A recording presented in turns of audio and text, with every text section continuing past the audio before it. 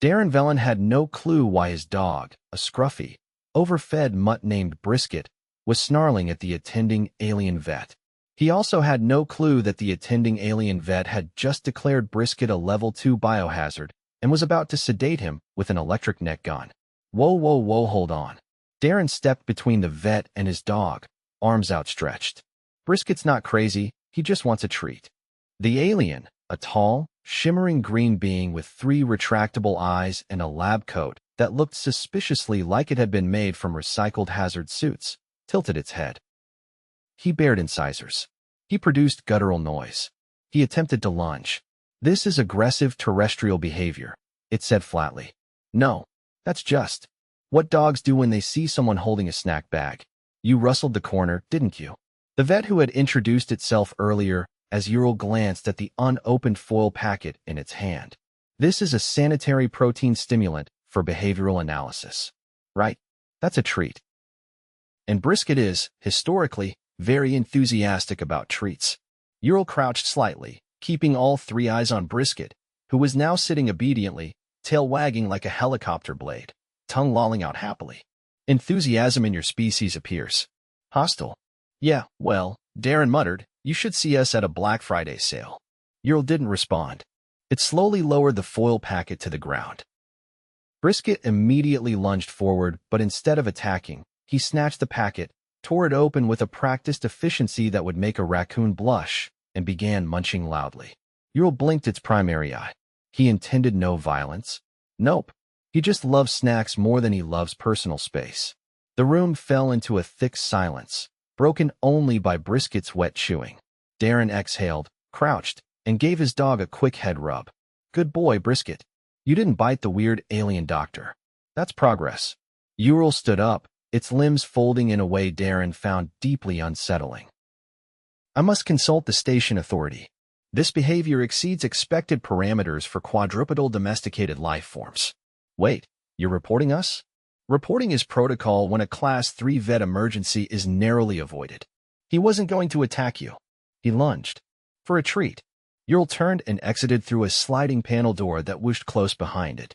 Darren sat down on the cool metal floor beside Brisket, who had now finished the treat and was licking remnants off the floor. "I swear, buddy," he muttered, "we're gonna get kicked off this station because you can't control your snack addiction." Brisket belched. 2 hours later, Darren found himself sitting in a cramped waiting room with walls that pulsed faintly, like they were breathing. An alien receptionist with translucent skin and a voice like radio static had told him to wait while the authorities assessed behavioral compatibility. Brisket was napping. Darren wasn't. He was stiff, his back hurt, and he was rethinking every decision that had led to this point, starting with taking a maintenance job on a multi-species research station orbiting Saturn's third moon. The pay was decent. The housing was free. Pets were allowed, supposedly. But no one had warned him about the station's hyper-cautious veterinary protocols. Ural returned, flanked by 2 tall guards in armor that shimmered like oil on water. Darren stood. "Okay, what now? You gonna ban my dog from eating?" "The Council of Organic Interaction has reviewed the footage," Ural said. "They have determined the creature is not rabid. However, it is emotionally unstable and reliant on protein-based stimuli to regulate behavior. It's called being food-motivated. Regardless, it is now required that your animal wears a neural behavioral regulator when in public." "A what?" Ural held up a small metal band with blinking lights. "It is harmless. It will monitor stress levels and emit calming pulses when aggression is detected." "You want to shock my dog?" "No. It emits soothing vibrations and frequencies." Darren hesitated. "And it's safe?" Ural nodded. "Extensively tested. On over 2,000 species. One minor incident involving gelatinous quadrupeds, but your creature is not gelatinous." Brisket, now awake, approached and sniffed the device. Darren sighed. "Fine. But if he starts glowing or something, I'm coming for you." Ural affixed the band gently around Brisket's neck. The dog blinked up at the alien, then wagged his tail. The lights on the band turned green. "Your animal is now cleared for regular station access," Ural said. "However, please avoid exposing him to high-frequency sound zones or rapid motion environments such as zero-gravity lifts." Darren nodded. "Got it. No lift rides and no dubstep." Ural paused. "What is dubstep?" "Never mind." The next few days were quiet. Brisket adjusted to the band with minimal fuss, though he occasionally tried to chew it off when he thought Darren wasn't looking. Darren resumed his maintenance rounds, patching coolant lines and recalibrating solar converters. He even started sleeping better. Then came the incident in the mess hall. It was lunchtime.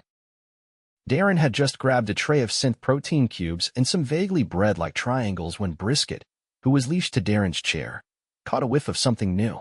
A six-limbed alien named Krone had just sat down nearby with a bowl of what it called sislava meat. The moment Brisket smelled it, he let out a single sharp bark and lunged. The neural regulator began blinking red. A low hum vibrated from the collar. Brisket froze, mid-lunge, whimpered, and sat down. Then he rolled onto his back, paws in the air. Krone froze, eyes wide. It attempted a dominance flip. No, Darren said quickly, dragging Brisket back. He smelled your food. He thought it was a treat. Krone looked down at its bowl. This is fermented predator gland. Yeah, he doesn't care. If it smells like meat, he's going for it.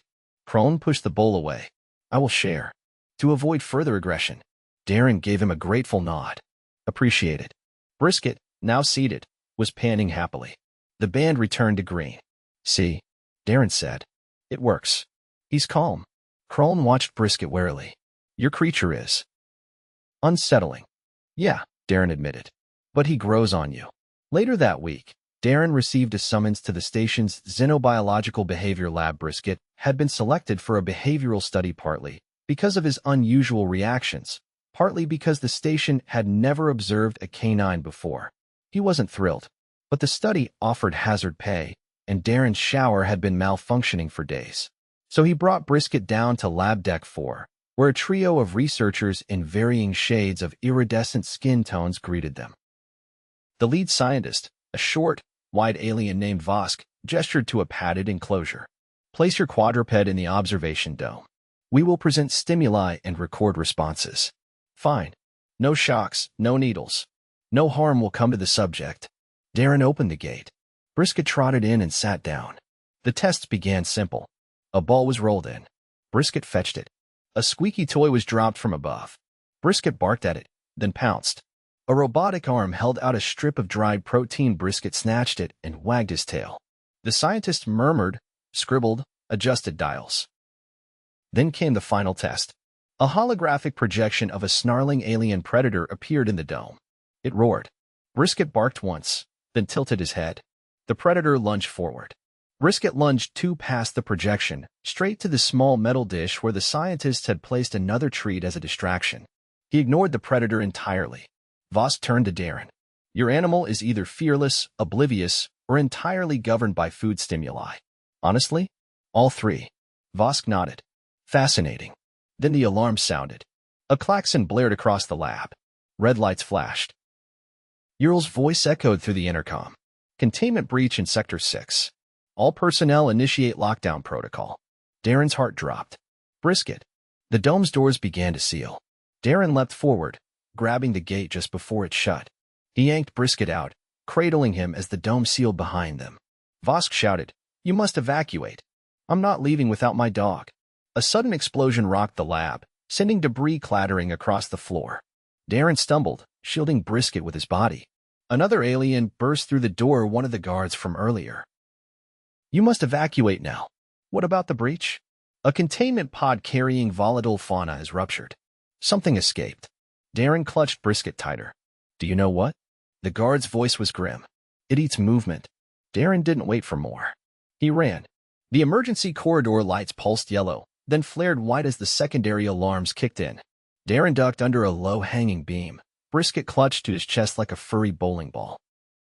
The air had gone thick and metallic, which wasn't encouraging, especially since the filtration units on Deck 4 were supposedly top tier. Behind him, the lab doors slammed shut with a magnetic clang. Something inside bellowed a sound like a garbage truck being crushed by a larger, angrier garbage truck. Darren didn't look back.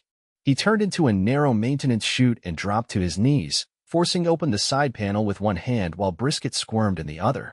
The dog wasn't panicking, exactly, but he clearly didn't appreciate being tucked under one arm like a novelty pillow. Sorry, buddy, Darren muttered, shoving them both into the chute. If it eats movement, we are not going to be the main course. The chute was designed for tool carts and small drones, not full-grown humans carrying snack-obsessed canines. Darren scraped his shoulders and banged his knee on every bolt and bracket as he crawled. A low rumble vibrated through the walls behind him. The thing was following the air currents. He picked up speed. After several frantic turns, he reached a vertical shaft with a slow-moving lift chain and a grime-coated ladder. Somewhere above, a hatch pulsed with red light. Manual override. Brisket whimpered. I know it's cramped. You think I'm having fun. The dog responded by licking Darren's face. They both smelled like fear and recycled coolant. Darren slung Brisket over his shoulders like a backpack and grabbed the ladder. The metal was cold and slightly tacky. He climbed anyway, every movement echoing through the shaft. Halfway up, something below hissed. Not a mechanical hiss. A wet one. He kept climbing, faster now, ignoring the way his palms started to slip. A sliver of light appeared above. He reached the hatch, slammed his elbow into the emergency release panel, and kicked it open. They tumbled into a dimly lit hallway on Deck 3, the research wing. Darren rolled onto his back, gasping. Brisket stood on his chest like a scrappy war hero surveying a battlefield. A trio of aliens rounded the corner, all in dark blue research uniforms. The tallest one, a bony creature with translucent skin and no visible mouth, stopped short. You emerged from the ventilation conduit? Yeah, Darren coughed. Because something down there wants to digest us. The creature blinked a pair of vertical eyelids. The escaped organism is mobile? Mobile and hostile. I think it's tracking sound or motion. Or both. The shortest of the three, a gelatinous being in a hoverchair, spun around and began tapping at a floating datapad. What species are you? The tall one asked. Human. And this is Brisket. He's also human adjacent. The third researcher, who had 4 small arms and a rotating torso, leaned sideways. You brought an animal into containment breach protocol? He's not just an animal, Darren said, standing. He's the reason I'm not screaming right now. The tall one leaned down and scanned Brisket with a handheld lens that projected a ribbon of green light. Brisket tried to eat it. Fascinating, the alien murmured. No elevated cortisol. No aggressive markers. He appears indifferent. He's got priorities, Darren muttered. Mostly edible ones. The gelatinous researcher turned back. Containment teams are en route, but Sector 6 is under full quarantine. No one in or out. Great, Darren said. So what's the plan for the people who are already in? Survival. If you're mobile, you must assist. I'm not security. I fix coolant leaks. You are bipedal. You may carry things. Darren sighed. Fine. What do you need? The tall one pointed toward a sealed door at the far end of the hall. That leads to Specimen Storage Alpha. Inside is a chamber lined with thermally reactive tiles. The escaped organism dislikes heat variance. Let me guess, Darren said. You want me to grab some of those tiles? The tall one nodded. Affirmative. And move quietly. Darren adjusted Brisket's collar. You stay here. Brisket sat obediently. For half a second. Then he trotted after Darren as if the conversation hadn't happened. Fine, Darren muttered. But no sniffing strange goo. They reached the storage door. The panel next to it blinked red. Locked, Darren said. He glanced at the wall panel beside it, then popped the cover off with a multi-tool. Inside, a mess of wires blinked like a confused Christmas tree. He cut the yellow one first, then twisted the green and white together. The door slid open with a reluctant hiss.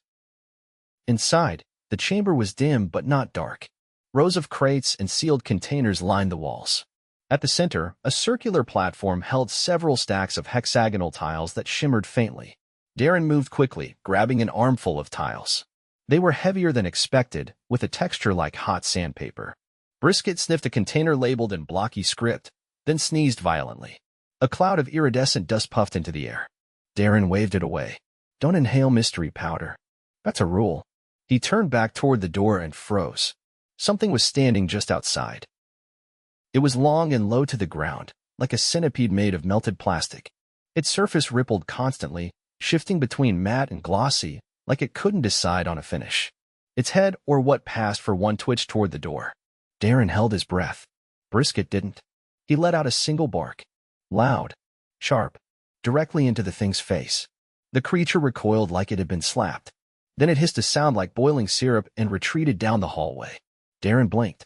Did you just scare it off? Brisket sat, tongue out, as if awaiting applause. The researchers reappeared at the far end of the corridor. The gelatinous one was waving a scanner wildly. It's retreating. The sound disrupted its sensory matrix. Darren stepped out, still holding the tiles. You could have led with that. The tall one approached. We did not know. Your companion produces disruptive frequencies. He barks. Can he do it again? Brisket barked twice. The tall alien flinched. That is extremely effective. Darren looked down at his dog. You're a weaponized snack vacuum. The rotating researcher tapped something on a wrist console. We will recalibrate containment drones to mimic the acoustic profile. Suddenly, the lights flickered. The intercom crackled. All clear, a voice said. Containment successful. Sector lockdown lifting. Darren exhaled. About time. 2 hours later, Darren sat on a bench outside the station's central hub. He held a cup of thick, bitter liquid someone claimed was tea. Brisket slept beside him, curled up like a furry beanbag. A tall figure approached Ural, the vet. You were in Sector 6? Briefly. There was a breach. I noticed. The reports suggest your companion played a critical role in the response. Darren gestured toward Brisket. He yelled at a monster. It worked. Ural stared. We are updating the station's emergency protocols. Canine vocalizations will be classified as a potential deterrent. You're welcome. Ural held out a small case. As part of his commendation, your animal is awarded unrestricted movement status within non-sterile sectors. Darren opened the case. Inside was a tiny badge shaped like a paw print. That's weirdly adorable. Ural blinked slowly. Do you require psychological support following the incident? Darren took a sip of the tea. Maybe just a nap.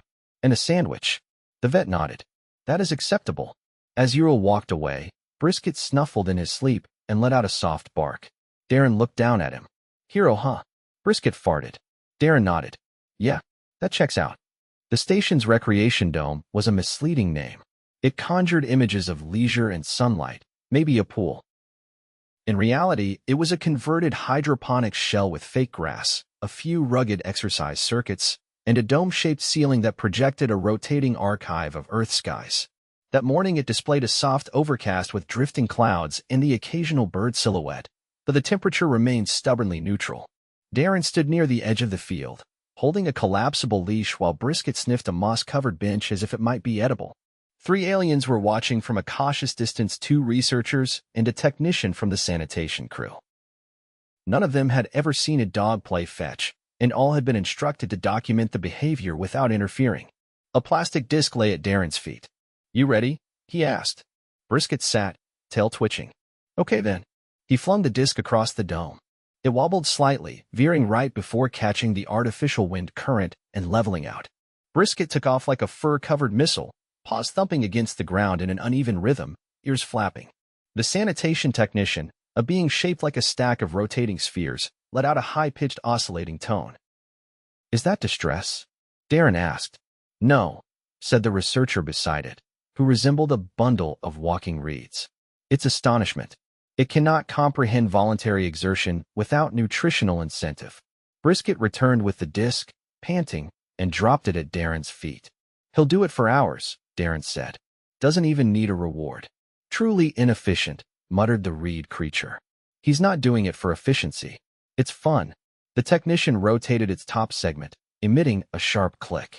Define fun with non-metaphorical parameters. Darren scratched the back of his neck. It's a thing you do that doesn't serve a direct purpose, but makes you feel better after. The alien stared at him. Brisket barked once, then sat on the disc. See? Now he wants me to chase him. The technician made another clicking sound, which Darren decided to interpret as disbelief. He jogged forward, pretending to lunge. Brisket darted away, tail high. The reed creature took a cautious step back. Does it interpret pursuit as threat? Nope, he knows the difference. Darren slowed down. He's just teasing. The technician adjusted its viewing lens. Your companion is manipulating your behavior. Probably, Darren said, smiling. But I let him. At that moment, a familiar figure approached from the far entrance Ural, the vet, holding a thin wrapped data slab under one arm. The aliens parted slightly as the vet approached. You have been requested for medical clearance, Ural said without preamble. Why? Darren asked. I'm not sick. There is suspicion of minor cranial trauma following your exposure to the breach event. You were recorded diving through a hatch and sustaining impact. That was 3 days ago. Delayed symptoms are statistically common in your species. Observation necessary. Darren glanced at Brisket, now rolling in the grass like a sentient mop. Do I have to bring him? No. He is cleared for unsupervised recreation. Not sure if that's a good idea. Ural blinked. The dome is sealed. Toxic exposure risk negligible. I meant he might eat part of the light projectors. Ural didn't respond. Fine, Darren said, clipping the leash to a bench rail. Stay. No chewing. Brisket licked his own paw in response. 10 minutes later, Darren sat on a padded bench in the station's medical suite, a small room dominated by a diagnostic arch and several shelves of tools that looked suspiciously dental. Ural stood beside the console, inputting data. Remove upper clothing, Ural instructed. Why? Darren asked, already pulling off his shirt. You said it was a head injury. Baseline vitals first. We must compare circulatory rhythm, dermal temperature, and muscular tension. Right? Forgot how hands-on you guys are. Ural approached with a scanning wand and passed it slowly over Darren's chest, then over his shoulders and neck. The wand emitted soft pulses that tickled more than anything else. Darren resisted the urge to sneeze. Your heart rate is elevated, Ural said. Yeah, well, maybe because I was running around a fake park while 3 aliens stared at me like I was a puzzle that ate treats. Ural didn't respond. Instead, it tapped a few keys on the console and gestured for Darren to lie back under the arch. Remain still. The scan will take 12 seconds. The arch lit up in a lattice of blue light. Darren stared at the ceiling, which featured no artwork, no lights, just a smooth blankness that reminded him of snowdrifts. The scan ended with a soft tone. Any damage? Darren asked, sitting up. No cranial trauma, Ural said. But there is mild inflammation in your left hip joint. Old injury. Fell off a rooftop. Don't worry, it only hurts when I sneeze and it's raining. Ural regarded him. Your tolerance for discomfort is abnormal. Humans are weird that way.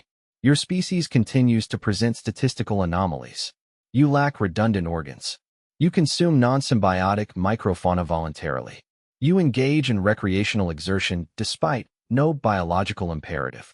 We call that going outside. Ural stepped back. Medical clearance granted. Great. Darren pulled his shirt back over his head. I should get back to Brisket before he starts digging. You will monitor his neural band for abnormal activity? Of course. Ural handed him a fresh packet of band filters. Replace after each cycle. Saliva saturation disrupts signal clarity. Yeah, I noticed. He tried to bury the last one. As Darren left the med suite, he passed a trio of station techs arguing over the calibration of a new acoustic deterrent system. One of them held a small speaker that emitted randomized Brisket barks every few seconds. The effect was unnerving and oddly charming. Back at the dome, Brisket was no longer on the bench. Darren's stomach dropped. He scanned the field. No dog. No claw marks. No shredded light fixtures. Then, from behind a fern cluster, came a soft grunt. Darren rushed over and found Brisket sitting beside a squat, moss-colored alien whose body resembled a mushroom cap with legs. The alien held a small packet of dried protein, and Brisket was watching it like a hawk. Is he bothering you? Darren asked. The alien turned, blinking slowly. He barked twice, then sat, then watched me eat. I assumed this was ritual behavior. Sort of. He's waiting for you to offer him something. The loud one expects tribute? Only if you're holding snacks. The alien extended a piece toward Brisket. The dog accepted it gently, then flopped down and began chewing. I was warned about him, the alien said. Yeah, he's got a reputation now. He is not dangerous. Nope. Then why do so many personnel avoid him? Because he's unpredictable and loud, and doesn't care if you're an interdimensional physicist or a janitor. If you've got food, he thinks you're family. The alien considered that. That is not dangerous. That is comforting. Darren smiled. Takes some getting used to. Later that cycle, Darren filed his final report on the breach event and received a station-wide commendation. Brisket was issued a second badge, this one shaped like a bone, which he tried to eat. As the artificial sky dimmed to simulate evening, Darren stood outside the living quarters, watching Brisket chase a beam of light projected by a passing drone's navigation system. The dog barked, spun, and pounced. The drone adjusted course. A second alien, one Darren hadn't seen before, tall, with translucent filaments instead of arms, watched from a nearby corridor. Your companion causes many disruptions, it said. Yeah, Darren replied. But they're the harmless kind. The station is more dynamic since your arrival. Sorry, not a complaint. Merely an observation. Predictable systems decay. Disruption invites adaptation. Darren raised an eyebrow. Are you saying we're good for morale? I am saying you are statistically improbable. And yet, beneficial. Brisket trotted over with a triumphant look. A leaf stuck to his face. Darren crouched and removed it. That's just what we do. Show up, make noise, and somehow leave things better than we found them. He glanced up at the alien. Even if we don't know what we're doing half the time. The alien nodded once and drifted away. Brisket lay down beside Darren, tail thumping once. They stayed like that for a while, under a sky that wasn't really a sky, watching stars that weren't really stars. But it was enough.